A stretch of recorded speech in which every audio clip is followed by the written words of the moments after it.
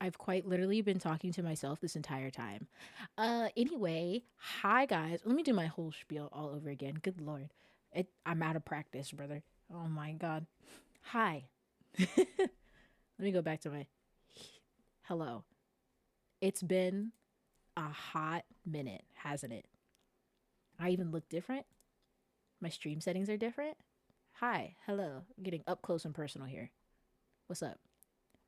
Um, it's a new year, New year, new me. My name is Nova. Very nice to meet you.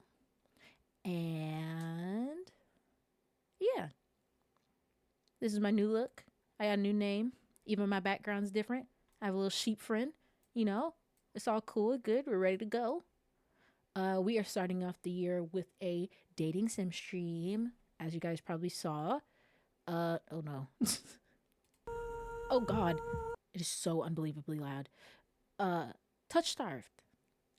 I don't know if they still have a campaign going for like donations or whatnot, but I like this demo. It's a demo and it's completely free. So you guys can get it for yourselves. They have a website. They have like a whole bunch of in-depth things about the characters. We can go over that. Uh you can go over that later or now. Let's see. I'm going to start a new game. I I have played this before, but it's been a long time, so I've forgotten.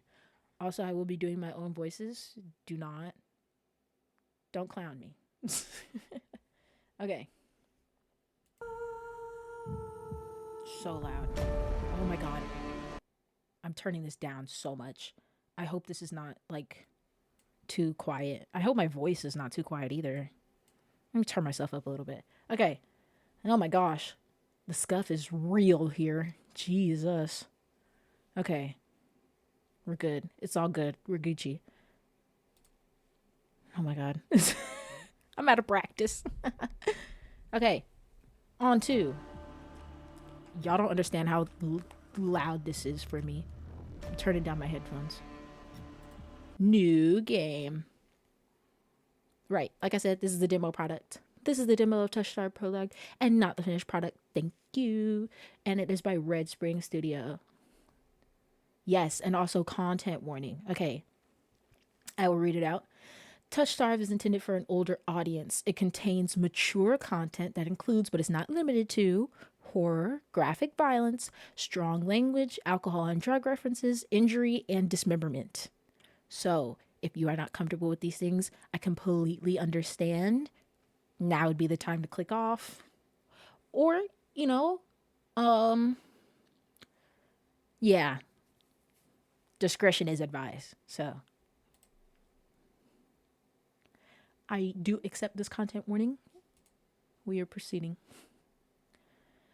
In Touch Starve, your choices matter. The decisions you make may result in unique dialogue, interactions, or even choices in red text, which contain exclusive content. Try playing through the demo more than once and choosing different options. You might even uncover a secret ending. Oh. And remember, there are no wrong choices, only interesting ones. Choose wisely and save often. Let's get it.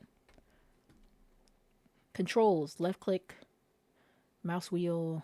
I'm not gonna remember any of this. I'm just gonna click and I'm gonna keep going. I'm gonna move myself real quick. Oh, that's not what I wanted. Not you. Lock. Hello? I can't move you? There it goes. My little sheep is gonna get cut off, kinda. Okay. Alright, we're good. Enter name. Nova. If you guys want to know, it's Nova with two A's. Okay. Choose your pronouns. I will go by she, her. This world began to unravel long before you were born. Hold on, let me make sure my water is cracked and ready to go. Cracking a cold one. It's just cold water.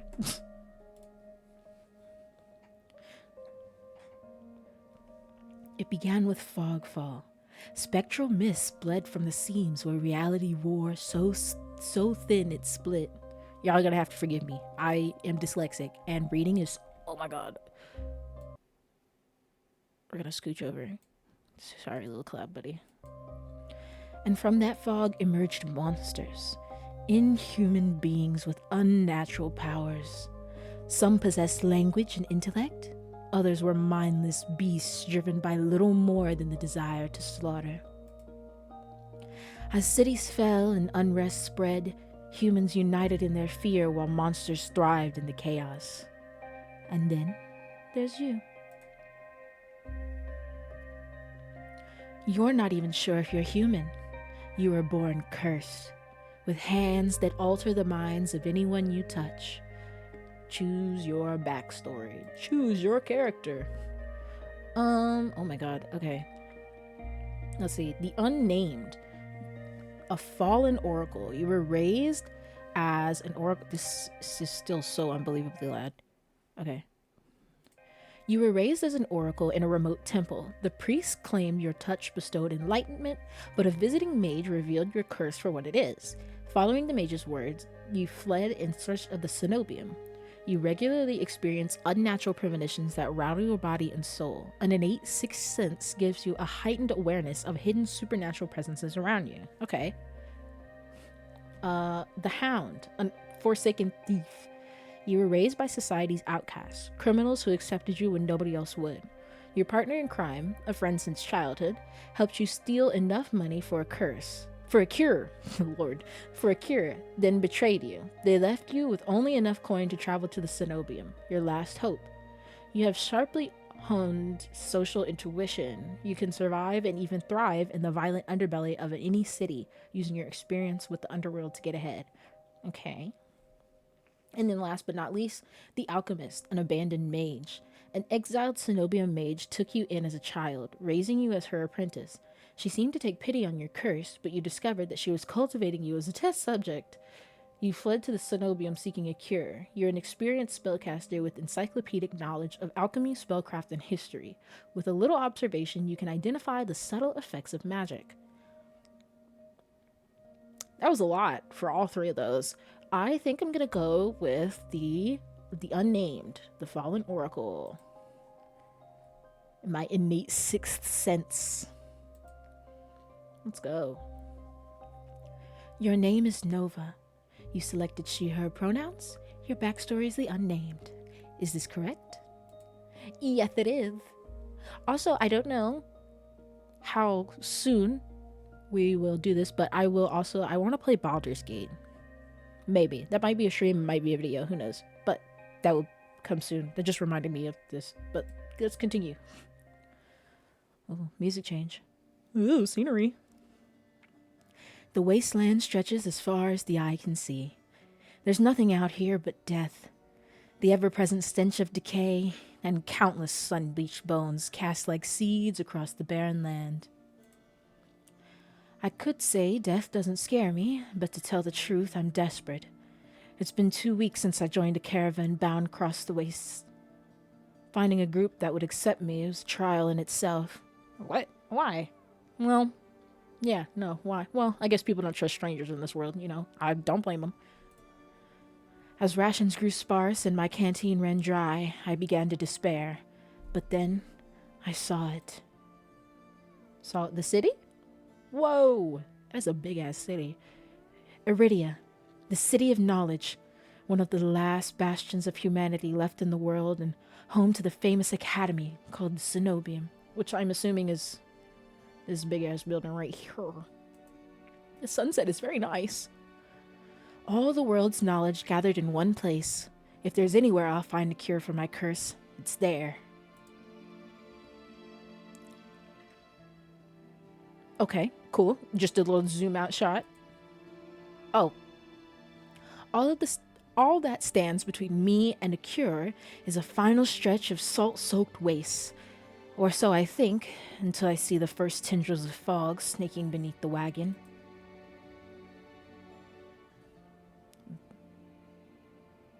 Is this Fogfall? Oh, scenery change. My stomach sinks at the very whisper of it. A silent storm more devastating than fire. Dangerous in cities, but a death sentence beyond them. Ooh. A thick blanket of fog engulfs us, smothering out the lantern's light. The wagon lurches to a stop. An eerie silence, heavy as the mist, falls over us. The only warning we get is a strangled scream. Y'all gonna have to excuse me, okay? My yelling voice is not that good. I'm not gonna yell. It's a distant voice anyway. Stay back! No! I'm not a dramatic person, please. The cry dissolves into wet gurgling. That's graphic. Whoa! Oh my god. Then the wagon violently pitches to the side. I hit the ground hard, the air punched from my lungs. That actually scared the shit out of me.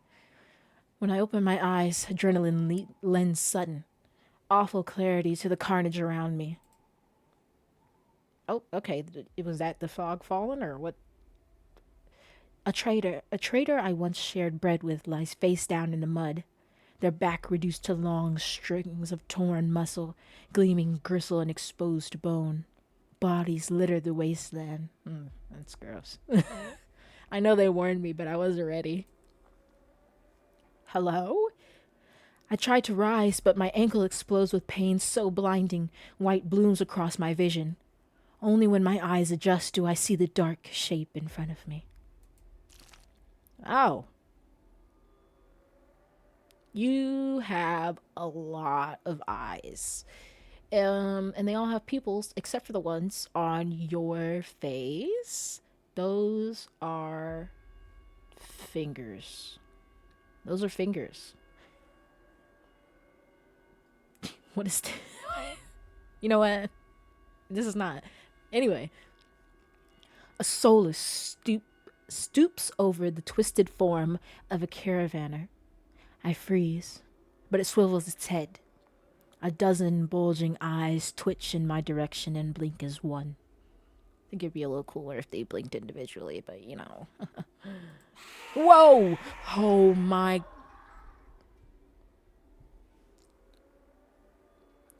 The soulless lets out an ear-splitting shriek and runs at me. Yeah, I got that.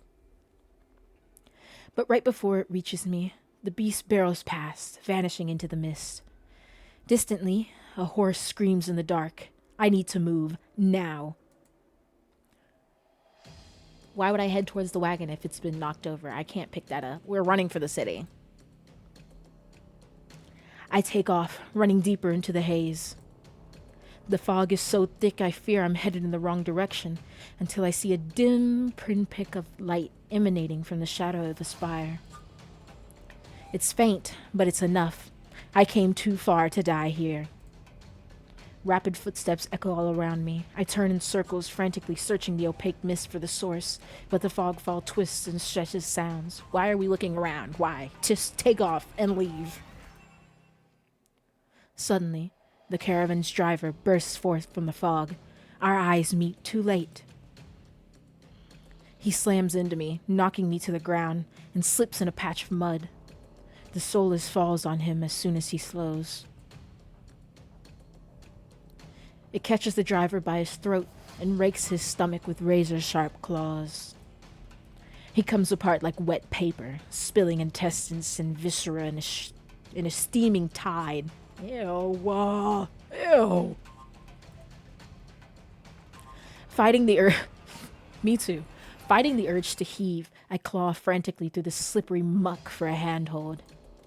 Oh, shit. I'm sure that would have been a little more frantic. However, I was caught off guard. My hand catches on the jagged edge of a rib jutting up from the water. Bandages unfurl around the gouge, torn deep into my palm. The pain's quickly forgotten when a hand closes around my wrist. She's so pretty. Can you stand? No. It's more of a male. Can you stand? I'm sorry, I can't be serious. One of the travelers from the caravan leans over me.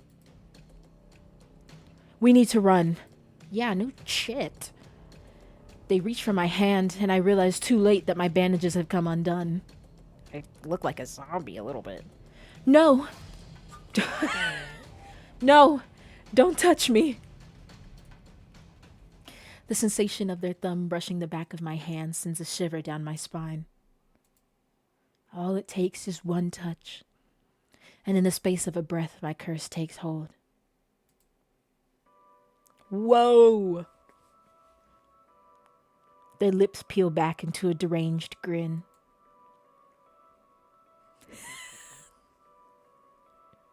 I am no voice actor, and I never claimed to be one, so I am doing my best.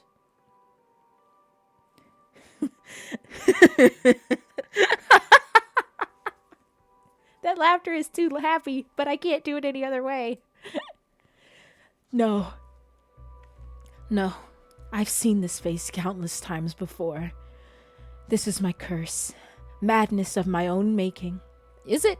Because I feel like we were just born with it. I don't, is it really of our own making? Is it just not my fault? Their grip on my hand tightens until pain radiates from my knuckles.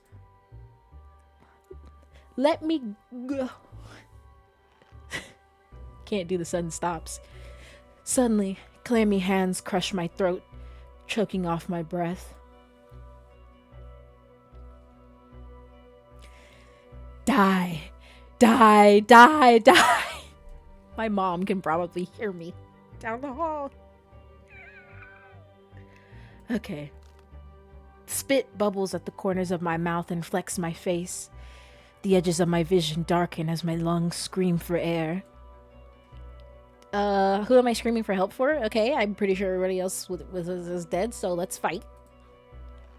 My nails gouge deep into the traveler's wrist, but no matter how much blood I draw, they don't flinch. Nope, we're fading. The more I struggle, the tighter their grip grows.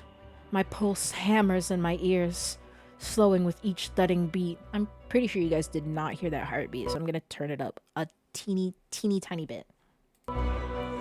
This can't be happening. I'm going to die. And not because of the fog fall or the solace, but because of my own curse. Tears sting my eyes. No, no, no. Not here. Not like this. The hands drop from my neck, leaving me wheezing for air. My lungs burn with each ragged cough. My vision clears and the traveler's face takes shape, hovering inches from mine, lips still split in that macabre grin. Smile? I feel like grin fits a little bit better, even as blood seeps between their teeth. They give one last shuddering breath, then slump over the claws hooked through their stomach. You're back. The soulless shoves the body aside, and the glowing eyes studying its leathery skin thin as the grinning. God damn, I can't speak. Oh. What just happened? There's a flash of claws. Red spills across my vision. I thought there'd be pain, but as I sink into the murky water, all I can feel is the grit of silt filling my mouth and the icy embrace of shallow waters. Distantly, I notice an arm resting among the outcrop of reeds. Mine, neatly severed at the elbow. My man was surgical with it. It should have taken both arms. Without them, maybe I could have survived. Maybe I could have had a home. I don't think that's debatable. Instead, I'll die cold, alone, and face down in a desolate wasteland. A fitting end for a monstrosity like me. All right, well, demo over. This was a nice stream, guys. See you later. If this is death, it's not as bad as I feared. The cold is gone, as is choking stench of bog water. That's gross. I could drift forever, cocooned in oblivion, until all thought and sensation vanished. No curse, Nobody howling at me in madness and terror. Nothing at all. The thought has a terrible appeal to it. Oh, okay. But the next moment, I take a reflexive breath. Air pours into my lungs, then out again in a ragged gasp. Feeling comes flooding back. Warm cloth on my bare skin. A firm surface underneath me. A strange tang of sulfur in the air. Do not be afraid. Be not afraid. This is the most terrifying moment of my life. Do not be afraid. Hello, Mr. Question Mark? Okay. I twist my head towards the voice. Tears flood my bleary vision at the bright glow of lamplight. Try not to move. The voice is calm, steady, and commanding. But more importantly, it's a stranger's voice. One thought cuts through my mental fog. I have no idea who this is, and I'm completely at their mercy. Stay away from me. My words come out in little more than a creaky whisper. I would like to know that beforehand. Thank you. I clamp my mouth shut, hating how weak and helpless I sound. No. Okay. Not like I had much of a choice anyway, but thanks. No. Who the hell is this? What do you mean lie back down? I'm already laying down. I will sit up. I manage to push myself up on one elbow, but my head swims and my surroundings give an alarming lurch. A stubborn patient. I don't have the strength to dignify that with a response. Instead, I pull the sheet up higher and wipe my eyes till my vision clears. Hello. The stranger towers over my prone form. Warm light reflects off his pristine medical coat. Is that what we're calling it? It's a Bayonetta type coat. I instinctively shrink back, and that's when I notice that I'm completely naked except for a thin linen sheet. Okay, Mr. Doctor, I'm gonna need you to not do that. I need clothes, please. Thank you. Naked, lying on a low cot, with a pair of sharp golden eyes watching my every move. This man's gaze flickers to my exposed, unbandaged hands. This is what we're worrying about, the hands, and not literally anything else. I plunge my hands under the sheet to hide them from sight, though it's too late. He must have noticed what they look like. Strange, cursed, inhuman. I brace myself for his inevitable suspicion and disgust, but his expression doesn't even flicker from that courteous smile. I'm assuming as a doctor he's seen a lot, so... He just watches in placid silence as I struggle to make sense of my surroundings. He's got a lot of hair. He's got a mullet, actually. Where am I? Who are you? Be calm. You're safe here. That's not what I asked. Whoever this is, he clearly has no idea who or what I am. I've never been safe anywhere. With anyone. Oh my god, this sounds like Wattpad levels of like angsty, self-loathing intimacy. Even the shrine of my childhood, the one sanctuary I ever knew, turned out to be a horrific lie. Okay, well, to be fair, yeah, with a backstory like that, I mean, I don't know why you would trust anybody, so... let me be a little bit nicer. I scowl, pulling the sheets protectively around myself. Where are my clothes? The man's golden eyes narrow slightly. A sharp sigh rustles the papers in his hands. I see you are not to be dissuaded. I don't even know if that's the voice I picked for him initially. We're just gonna go with it. Your clothes were torn to shreds when I found you, but I procured replacements.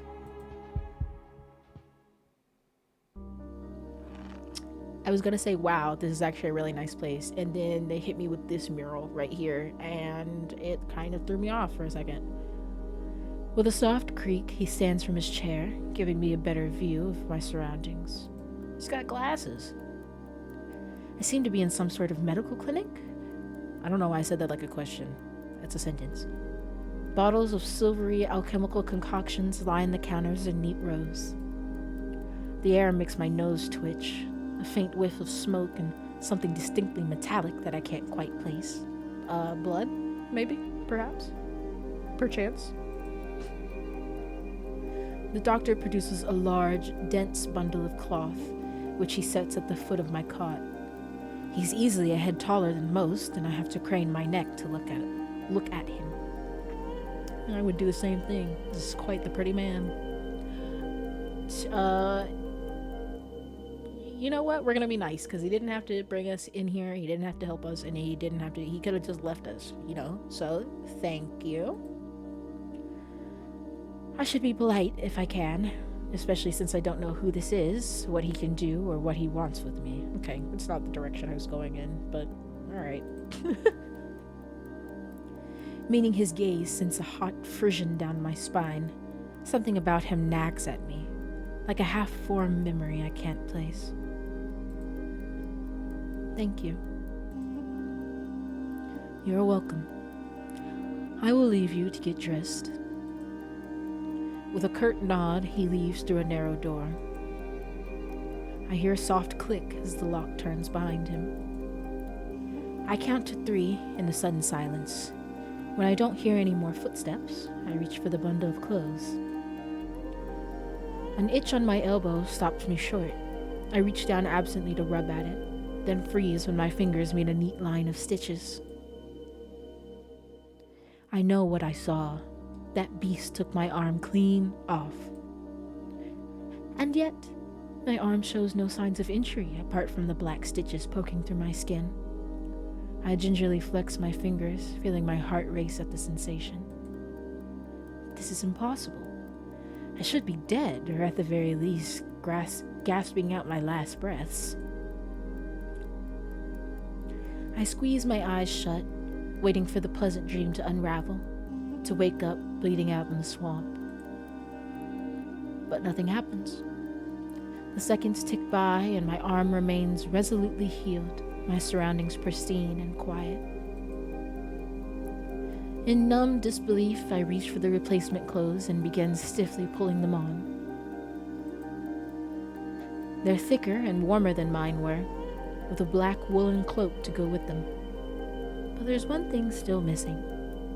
My bandages. The golden-eyed man didn't leave me with any, even though I know he saw my hands. I slide off the bed and take a few unsteady steps towards one of the drawers. If this is indeed a doctor's clinic, there must be bandages somewhere. I start opening drawers at random, and of course, that's when the door swings open once more. Are you looking for something?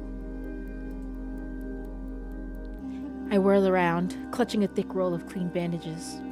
I try to step back from him, but my legs bump up against the edge of the cot. I'm gonna click off for a second. I just realized my mic does not have any filters on it, so it probably sounds awful. Let's hold our horses.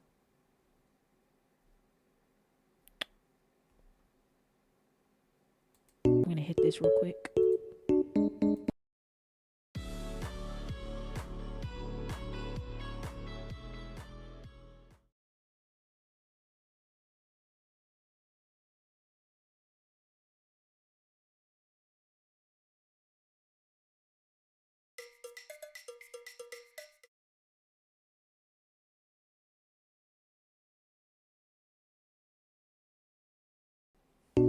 Okay.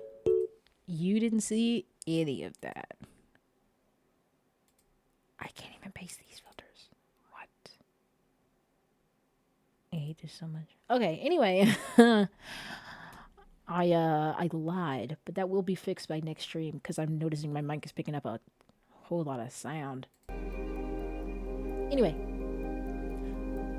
your condition is understandable, though if I meant you any harm, you would know. How's my caution? I can't read. That doesn't make me feel better in the slightest, but he makes no move toward me, so I quickly wind the bandages around my hands. The glowing scars and molted skin disappear under a layer of clean white cotton. This man is a doctor, but he, does not dress like your average doctor. I mean, my doctor's not wearing, a sheer bodysuit underneath their white coat, but to each their own. May I ask why you need additional bandages? I clenched my jaw. I knew it would only be a matter of time before he asked about my hands, though the way he does it is strangely roundabout. He looks nervous. Say nothing, glare at him, decline to answer. I will decline to answer. Well, that's a very personal question, and I don't really want to answer. Is that so? Surely you realize that I can only help if you tell me what ails you. You're not even looking at me, dude. An involuntary snort of laughter escapes me. Where would I even begin? Would he even believe me if I told him? No, best to keep my curse to myself for now, and learn more about him first. Who are you? You may call me Koresh. And I looked up the official pronunciation of his name via Red Spring Studio. Okay, it's Koresh, not Chris or anything like that. Okay, the S has a SH sound. And where exactly am I? Iridia, which I assume was your caravan's destination. I can think of nowhere else for a group of travelers to go. Fair enough. Iridia. So I made it to the City of Knowledge after all. I should feel relieved, but all I can manage is a vague sense of increasing unease. How did I end up here? I brought you to my clinic, of course. You were the only survivor of the caravan, barely clinging to life. You needed immediate treatment. Which you provided? Yeah, were you just wandering? You're just looking for people to heal out here out in the bog? Yes. Fair enough. He says it so simply, as if I'm a small child and he's explaining basic addition to me. I don't think it's that deep, but I frown and flex the fingers on my recently healed arm. Aside from being a bit stiff, it feels fine. Thoroughly attached to me. You're saying that you stitched my arm back on? Pardon? A Solus attacked the caravan. It ripped everyone to shreds. It tore my arm clean off. But when I woke up here, I trail off, bewildered. I've never heard of any magic that could heal a mortal wound like that. What kind of person could do such a thing? Someone who is not a person, let me tell you that first and foremost, okay? The doctor, Koresh, pinches the bridge of his nose. He sits back down in his chair, quiet for a long time. I do not know where you come from, but Iridia is the city of knowledge and deadly secrets alike. Information is power, and it's most unwise to give or receive it freely. Since you have refused to divulge your secrets, I will not divulge mine. I do not even know your name. Okay, well, you didn't ask, so... You are new to Iridia, so I will overlook this specific breach of etiquette. However, you should not expect others to extend the same courtesy. Alright. Just got here. Do you understand? He looks pointedly at my freshly bandaged hands. Loath though I am to admit it, he has a point. I am also a complete stranger to him, and if he's telling the truth, he saved my life. I am congested right now. Give me.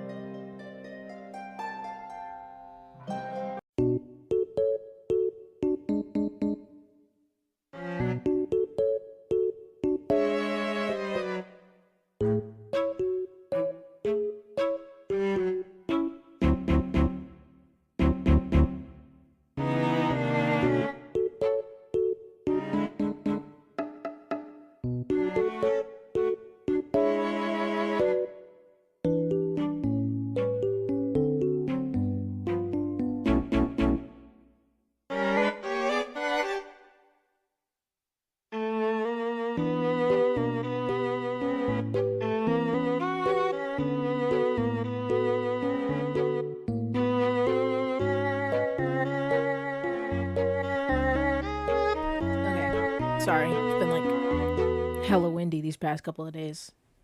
Oh, my allergies are not doing well. Okay, back to it. I take a deep, steadying breath. This time, when I speak, I sound a bit more like myself. Nova. My name is Nova. It is a pleasure to meet you, Nova. His smile. He looks like the cat meme. The cat pointing the knife at the cat. Yeah, you guys know what I'm talking about. There's a little more warmth in his smile, his polite demeanor back in an instant. Thank you for saving me, or why did you save me? I don't really need to know why. Well, maybe, because it might be blackmail, but I'll just say thank you for the time being, because that seems like the right thing to do. So thanks. Thank you for saving my life. I chance a smile in return. Even if he won't explain how he did the impossible, there's no doubt in my mind that I'd be dead if not for Koresh. Think nothing of it. You know what? Actually, I'm going to go to the official Red Spring Studio page. Spring Studio. You guys can probably hear me typing. And I am going to look at the pronunciation. We're going to go over this real quick. Yoink. Okay. Oh my goodness. Okay, here's the cover art, page art. We're going to meet all these people.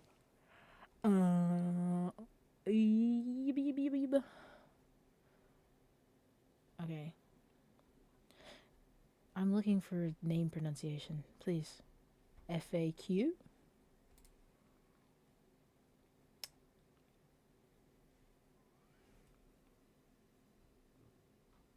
No, it's not what I'm looking for. Anyway.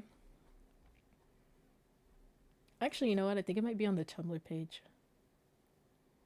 Anyway. I'm gonna look this up real quick. Sorry to derail the stream real quick. Brut? I can't speak. I can't do too many things at once.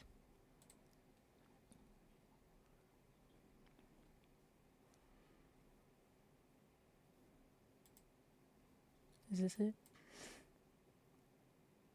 This is it. Can I click on? Yeah, there we go. Boop. Okay. So, pronunciation guide. This is via the Red Spring Studio official Tumblr. Koresh. Koresh. So I'm pronouncing it the way that they said. Yes. Okay. Later on, we will meet Min, Veer, Ace. This sounds like Ace, not ice. So Ace. I'm gonna call him Ace. And Leander. I mean, that's a pretty common name. And these two names at the top are people that I have not met yet. Sin, and then Elion. I have not met these two. And then obviously the Cenobium and Iridia, which those two are like, what am I trying to say? Uh, Pretty easy. So now that we have that covered, we're back to it. Okay. Think nothing of it, he says. I'm not sure if he's just being excessively courteous, but his words only raise more urgent questions. But I have to ask, why did you save me? You don't know me. The question seems to startle Korish. Oh God, close your eyes, brother. I could hardly leave you to die in the wastes. Assisting those in need is the very essence of a doctor's duty. Are those his lashes, or does he have like permanent eyeliner? I've never met a doctor who's also handed out free clothes. My fingers find the edge of the cloak. There's a subtle but delicately embroidered pattern around the hem. I try not to think about what kind of price Korish might ask for such well-made clothes. No, I suppose not. Forgive my presumption. I rarely come across so fascinating a patient.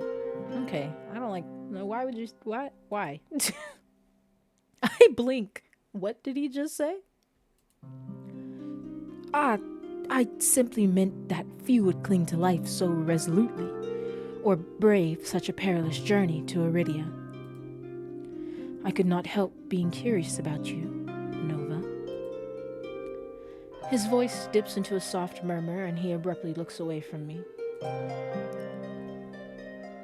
I understand what he's saying, but that was a weird way to say it. But anyway, he explained himself, so it's fine.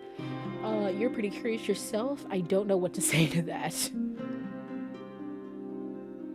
You know what? You're pretty curious yourself, because he literally stitched my arm back together. You're pretty curious yourself. Am I? Well, I haven't forgotten about my arm.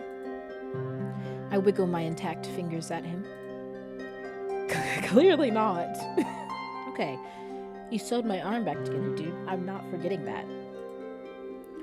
But you haven't asked me for any payment, either. I require none from you. Travelers do not have an abundance of coin, and it would be unethical to leave you destitute in a strange place. Destitute in a strange place. I fall silent, unsure of what to say to that. Nobody would help a horror like me for free. There has to be some kind of catch or trick, right? Whoa. A loud knock at the front door stops our conversation cold and spares me from having to say anything else. Duty calls. Unfortunately, you are not my only patient today. The knocking grows more insistent, and Korish lets out a tired sigh. Please, wait your turn. Though he says it quietly, the clamor on the other side of the door abruptly stops. Do you need anything before you leave, Nova? Oh. Between the soulless attack and my miraculous survival, I had almost forgotten why I came to Iridia in the first place. I need directions to the Cenobium. Oh. The Cenobium? The look on his face is downright chilling. He pauses, choosing his words with cold deliberation when he speaks again. Whatever you seek, it is very unlikely you will find it there. The Cenobium gates open for precious few visitors. Even if they did, you would not like what you found inside. My heart sinks. Is he saying that I came all this way for nothing? Risked life and limb for nothing? No. That can't be. I've only just arrived, and Iridia is the largest city still standing. There has to be a cure for me here. Then if not the Cenobium, where would you suggest? Do you know anyone else in Iridia? I shake my head. Then I suggest a local guide. Head to the Wetwick and ask for Leander. Wetwick. That is... that's a name. Excuse me? The wet... what? The Wetwick. Even he knows that name is ridiculous. He sounds deeply unamused. Follow the postings advertising Leander's bloodhounds. They are difficult to miss. When you meet Leander, tell him I sent you. That isn't much to go on, but Courage points towards the clinic's back door. You will be safe so long as you do not draw attention to yourself. It's easier said than done. I've always been a magnet for the worst sort of attention. If you require my assistance, you may return whenever you wish. Though he's smiling, there's a note of finality in his voice. Resigned to my dismissal, I slip out the back door. Onto a new environment. I'm gonna go to options real quick, and I'm going to lower the music volume. Okay. I find myself standing in a narrow and rather gloomy alley. I pull the new cloak up over my nose, stepping over the contents of chamber pots that have been emptied into the street. That is disgusting. And I forget that there was a time before plumbing and running water. Something weighs heavily inside one of the cloak's pockets. My coin purse. Everything is still inside. Every last coin that I scraped together for the journey to Iridia. It doesn't even look like it was opened. There were so few coins to begin with, they probably weren't worth stealing. I glanced back at the clinic's closed door. Kurish didn't take any payment. He didn't even ask for a future favor.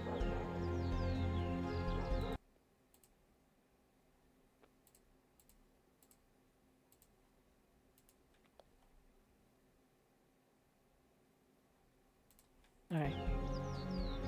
But he also said that in Iridia, secrets are power.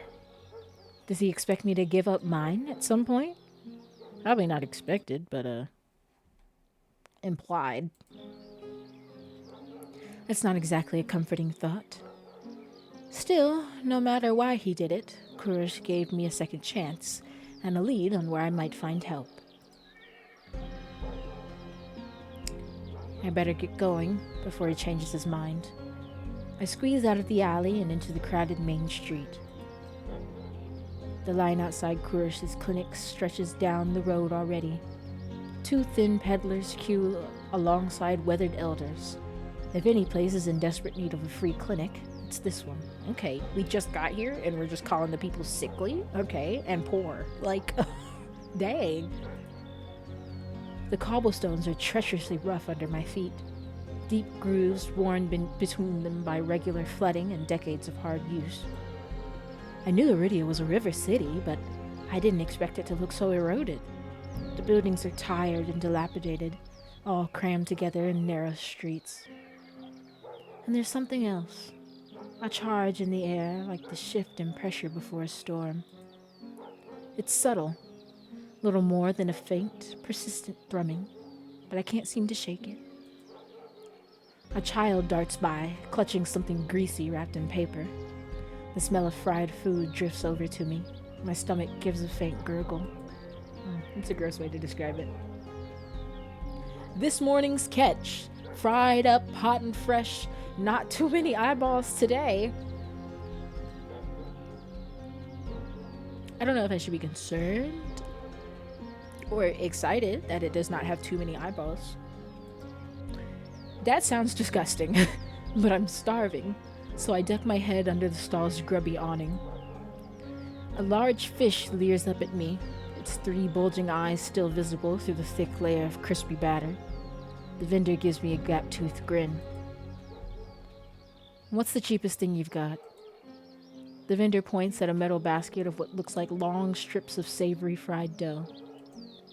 Fresh long, lads. 3 copper apiece. Don't burn your mouth. Okay. Thanks for the advice. I take the coins out, counting them gingerly. At this rate, I might not even be able to afford dinner. Reluctantly, I drop the payment on the counter and take my meal. Damn, how poor are we? Shit. 2 streets later, I pass under a wrought iron archway adorned with dangling garlands of red and pink lilies. The buildings in this quarter are a dizzying riot of color, painted walls and tinted glass everywhere I look. Sheer red and pink curtains flutter in open doorways. Musical voices call out invitingly. Incense mingles with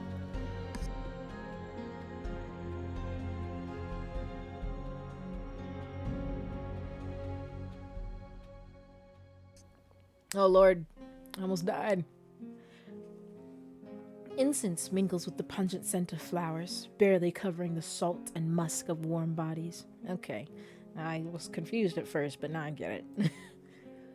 This must be Iridia's entertainment district. Yeah, I got that. I'm polishing off my food and dusting the crumbs from my hands when I spot a poster. It features the silhouette of a smiling man wearing a single dagger-like earring and the word Bloodhounds printed above his head. A motto, as above, so below, circles the artwork. As above, so below. Okay. That exists in this world? I wouldn't doubt it. If Leander is the leader of the Bloodhounds, then the face printed on the poster is likely his. I follow the line of identical posters around the corner and nearly hit my head on a precious dangling wooden sign. Precariously dangling wooden sign. Looking up, faded orange letters read, "The Wet Wick." And we're here. The facade of the building looks like it's seen better days, but I hear faint music and laughter coming from inside. Okay. Oh no, my alarm. The inside of the bar is a far cry from the abandoned exterior. It's not even midday, yet most of the tables and booths are occupied by a loose assembly of people in matching green cloaks. Bustling bars are not something I'm used to, but I steel myself with a deep breath before pushing forward. So they have light? They have light, but is it electricity? Doubtful.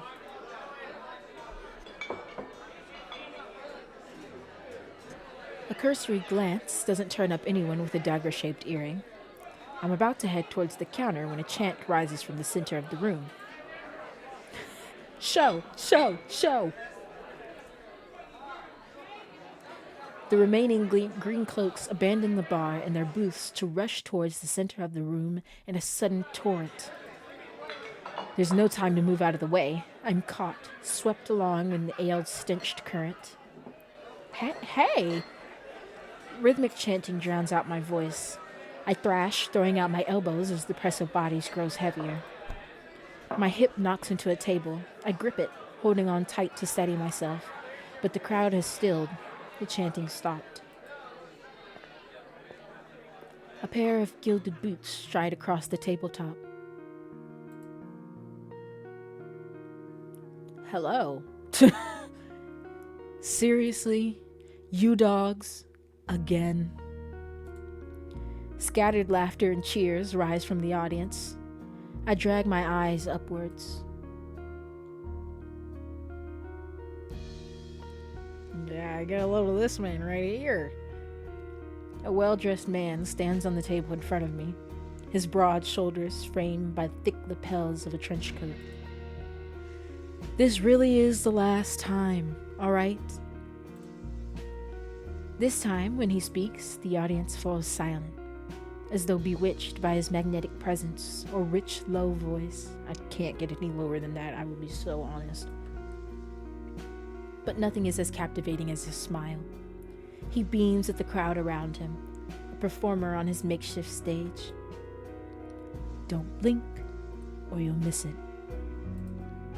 He laughs, and the dagger-shaped earring dangling from his left ear catches the light in a flash of gold. It would seem I found Leander. She found me first, apparently. He raises his hand above the audience and snaps. A flash of pale green light, real magic, no ordinary stage trick, blinds me. Whoa! As the brilliance ebbs, my gaze refocuses on the mage towering over me. He flicks his wrist, and the magic spiraling around him coalesces.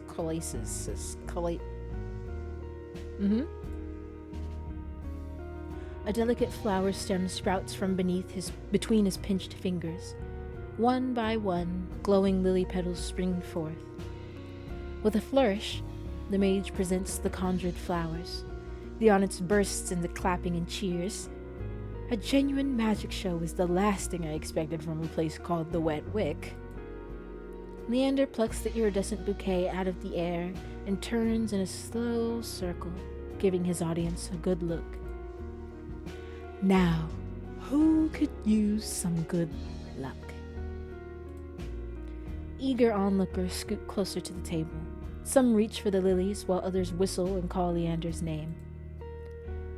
But his cool green eyes slide right over them, locking on me instead. How about you? My chest tightens. Every person gathered turns to stare at me. I could use the luck, however, if I take these, do I not then become the center of attention? But if I refuse them, I could also become the center of attention, which is not fun. We will take the flowers. I will take them from the pretty man. I reach out, all too aware of the way my fingers tremble as I carefully take the flowers from him. There's no weight to them, only a faint warmth that radiates from the stems. As soon as the flowers leave Leander's hand, their light dims. They fade away in a shower of opalescent light. To my surprise, Leander laughs under his breath. That's the problem with flowers. They don't last long, but they leave an impression, right? He grins at me, and I find myself smiling back. I'd smile back if you smiled at me too. Leander steps off the table, dropping amongst the excited crowd with an audible clink. Audible clink? Like boots or like his jewelry?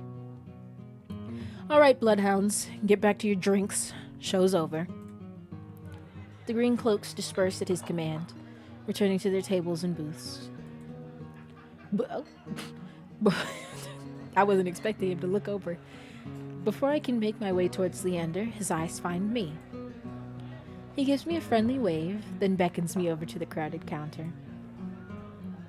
I manage to squeeze beside him, but there's so little room that his broad shoulder presses against mine. I tense, but he doesn't seem to mind at all. Is this your first time in Iridia? He says it lightly, with a genuine air of curiosity. Do I stick out that much? No, but I'm certain I'd remember seeing a face as lovely as yours around Lowtown. Okay, Mr. Casanova, let's calm down here. Let me sit up a little bit higher. My eyes flicker to the polished countertop. I'm not used to flattery, and being this close makes eye contact difficult. As if on cue, the bartender approaches us. What can I get you? Surprise me, and add anything my friend wants onto my tab. I wasn't expecting the generosity, but I have to admit I do feel a little thirsty after all that fried dough. I'll have what he's having, or water's good. I will not have what he's having, because I don't know what he's having, so we're gonna have water. Water's fine. While the bartender leaves to fix our drinks, Leander leans his elbows onto the counter. I'm close enough to notice the purple shadows under his lower lids. My man is tired. His eyes wander over to mine in return, but when they lock onto on my bandaged hands, a sour taste rises in my throat. Here comes the questions. So, what brings you to the Wick? Korish sent me. He pushes his hair back from his forehead, but it immediately falls right back into place. So, it's about work. The bartender pushes a pair of glasses our way.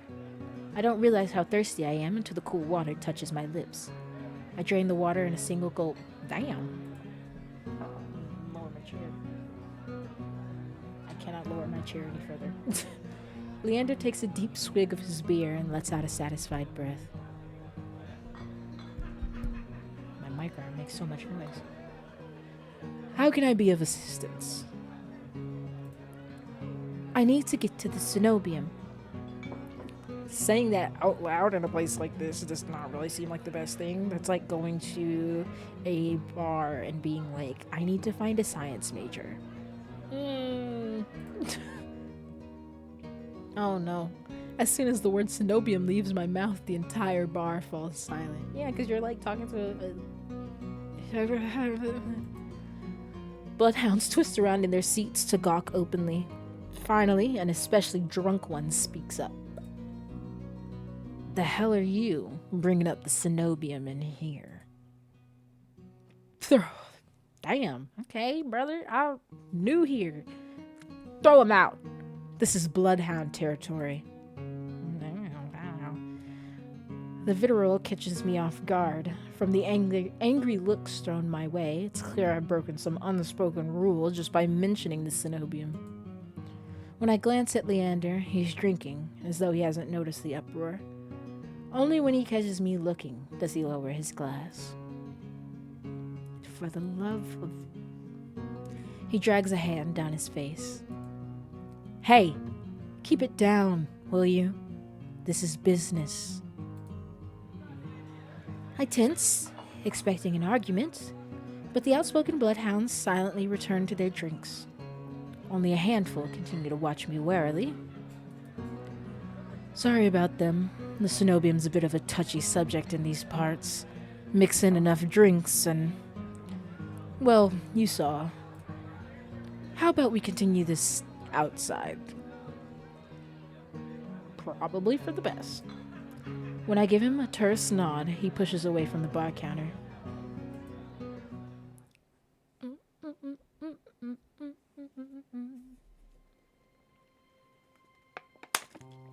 Oh Lord. I follow Leander to an alleyway tucked behind the wet wick, where layers of frayed bloodhounds posters have been plastered to the walls. Good lord. The front on view is terrifying. You need to turn back to the side. Seeing them side by side, the resemblance between Leander and his likeness on the poster is impressive. Koresh didn't send you here for help with the Cenobium, did he? From the look he gives me, he already knows the answer. I glance away. No, he didn't. He suggested I find an alternative. Yet here you are, asking about them anyway. Hey, look, you gotta exhaust all your options, okay, bud? Don't look down on me. What do you need the Cenobium for? I don't want to tell him about my curse. The less people know about my capabilities, the better. Thankfully, Leander takes my reluctant silence as an answer. Well, I see you're already aware of the city's currency. Information's worth its weight in gold here. Koresh told you the truth. The Cenobium's dangerous. Get on their bad side and they'll imprison you if you're lucky, or torture you if you're not. But the Cenobium's supposed to be a place of learning, a sanctuary. The Cenobium has always been heralded as the last bastion of human knowledge, a shining beacon of hope in the world steeped in nightmares. If any place held answers, it would be the Cenobium. That's why I came here. That's what they want you to think. But things seem too good to be true are often just that. Such a simple statement, and yet it leaves me reeling. If it's true, if I staked everything on a lie, then what now? Leander clears his throat. But, as I always say, there's solutions to every problem, and alternatives to every solution. He claps his hands and turns to me with a brilliant smile. That's why Koresh pointed you to the Bloodhounds. I thought he was going to say led you. Let us help you. Whether it's hunting Solus, finding people, or recovering stolen valuables, we can do it all. And free of charge. This man is pitching me his business. Back up. I'm shaking my head before he's even finished his practice speech. My patience is wearing dangerously thin. Listen, I appreciate the offer, But my problem can't be solved by a group of good Samaritans. To my charging, Leander nods slowly. Jesus, the front-facing view is terrifying. Then your problems must be fairly serious. And if the cenobium is your first choice, you're searching for a magical solution, aren't you? Good Lord! With my eyes widened, he nods along, as though he suspected all along. This is making me think of that meme where the dog has blue eyes and it's just staring into your soul. I'd be happy to help you out. That is, if you tell me what ails you. Leander might not work for the cenobium, but he is a mage, and a powerful one at that, if his demonstration earlier is any indication. I'm silent, plagued by indecision. I don't know if I can trust him, but it's not like I have any alternatives. I hate to admit it, but this could be my only path forward. My confession comes out in a pained whisper. I'm cursed. Cursed? Oh, now I'm very curious. What kind of curse? Something ancestral or more recent? He looks me up and down, taking in my face, my eyes, and finally my hands. It's your hands, isn't it? I would also like to know if this is ancestral or, new. Because apparently in every single backstory, we don't know our parents, or we don't have parents, or something. And I'm curious. I wait until I'm certain my voice will remain steady before answering. My touch is dangerous. It changes people, hurts them. Before I've even finished, Leander begins taking his gloves off. Glove, singular. He tugs his left hand free and flexes his fingers. Let's see it. He offers me his hand, and a prismatic flash of magic ripples across his palm, but I'm already shrinking backwards. I can't. I don't care how confident Leander is. I can't bring myself to hurt him, to see his kind face twist into a mask of madness. Believe me, this isn't an ordinary curse. I'll be fine.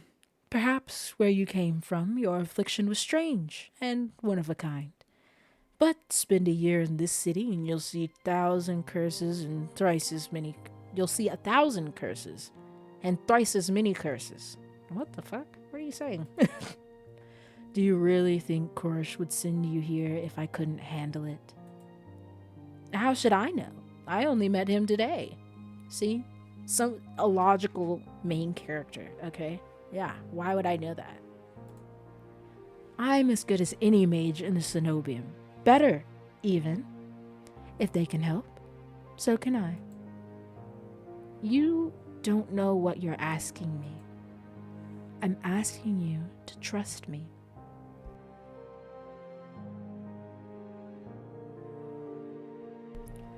I look from Leander's outstretched hand to his confident smile. Then, with a short breath, I began unwinding the bandages from my hand. Fine, but if you lose control, don't say I didn't warn you.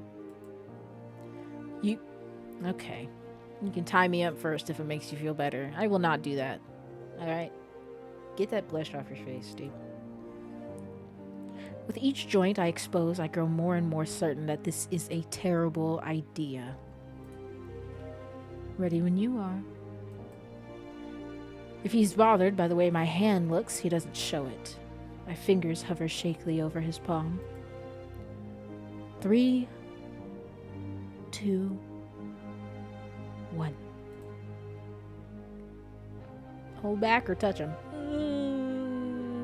This may be the one chance we get to actually touch somebody, and he's the first mage that we've come across. So, we're touching him. I shall touch the pretty man. I tap his palm once, as quickly as possible. It's barely more than a brush, but that's all it ever takes. When I look at his face, expecting to see the worst, Leander only grins. See? My water. It's probably so unbelievably loud. I'm so sorry. It can't be. This time, when I reach out to touch Leander's palm again, he catches my wrist before I can pull away. Okay, you're getting a little handsy there, bud. Slow down. I told you. Oh, sorry, wrong voice. I told you. There's really nothing to worry about. He trails off when my thumb brushes the soft skin of his inner wrist. What's going on in this alleyway? Okay. I search Leander's face for traces of madness, but his eyes remain a clear, soft green. Color rises in his cheeks, but he remains still, except for the subtle bobbing of his throat. Okay. I see we're having a moment in this back alleyway, behind the wet wick. Still, such a bizarre name. Okay, he's silent. He doesn't say anything. Neither of us speak as I trace the contours of Leander's palm, lost in an awareness I wasn't prepared for. I've been with other people. Kissed them, been embraced by them, and more, but not like this. That was the last bit of lore that I was expecting, but okay. Hold on. There we go. My fingers, long deprived by years of bandaging, pick up every single detail. The grooves of his palm, the smooth shell of his nails, the pulse of his heart. For as long as I've lived, I've never been able to hold someone's hand, not without dire consequences. I never realized what I was missing until this moment. While Leander's pulse is steady, mine is hammering. Why am I transparent? As fear gives way to excitement. Keep touching him, let him go. We're gonna milk this as long as possible. Okay. We shall keep touching him. My hand glides over Leander's wrists and up his forearm where smooth skin abruptly gives way to the raised scar by the edge of his sleeve. I was gonna say, where did his sleeve stop? They're like by his elbow. It matches the one that runs from his collar to cheekbone. Could it be the same wound? I glance at Leander's face, and his lips part as he considers his words before speaking. Am I the first person you've been able to touch like this? Is that not obvious? My hand goes still on his arm. So far. I'll admit, your touch does make it somewhat difficult to stay level-headed, but not due to your power. Okay, we've barely know each other. Okay, I don't even know your last name or your favorite color, so chill out.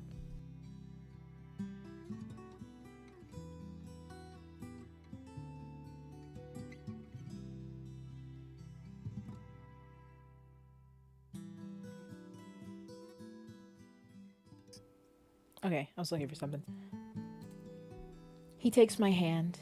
His soft green eyes flick to mine before he turns it to inspect the gold fissures crisscrossing my knuckles. Look, we match. He points to a golden pin on his coat collar, and I give him a small smile. He's so sweet.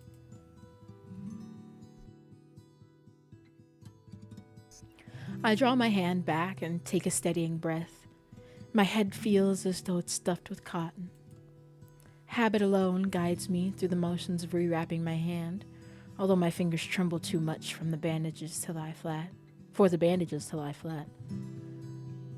I can't believe that worked. May I ask your name? Brother, we've been feeling each other up in the back alleyway of the wet wick, and you don't even know my name.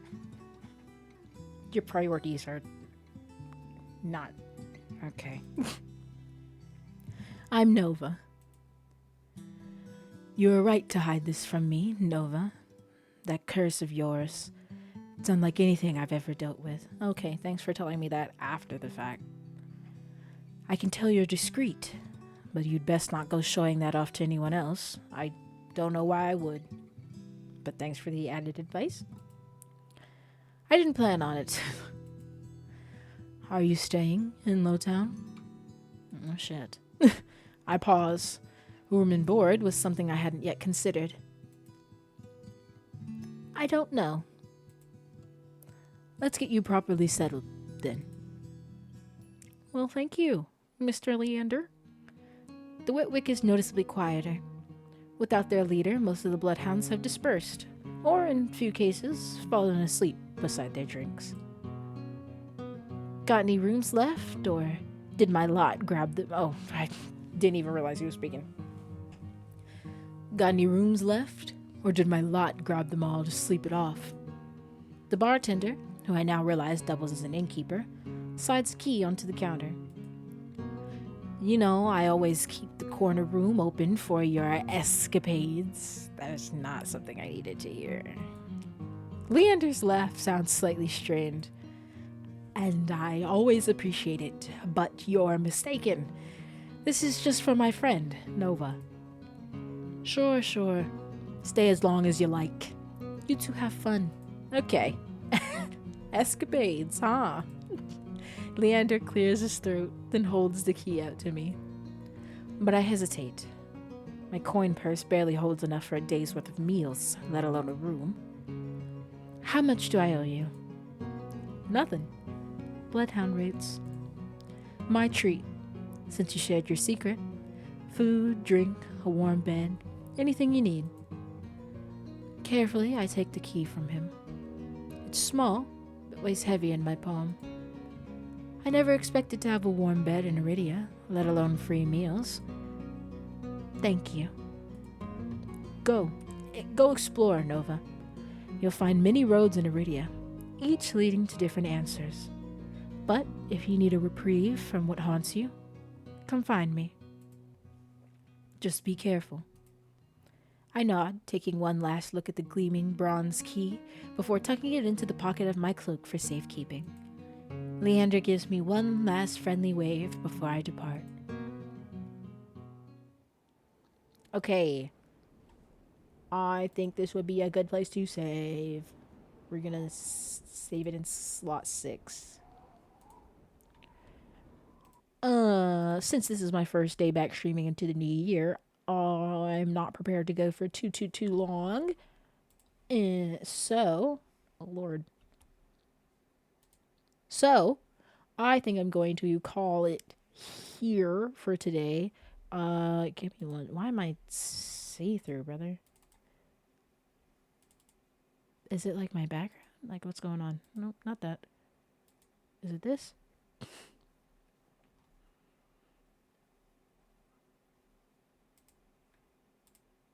Oh Lord, what the fuck is going on? Okay, I think it's just because I'm green and my background's green and the thing there is green as well. Because for whatever reason, I'm see-through. Anyway, it's not that deep. But oh.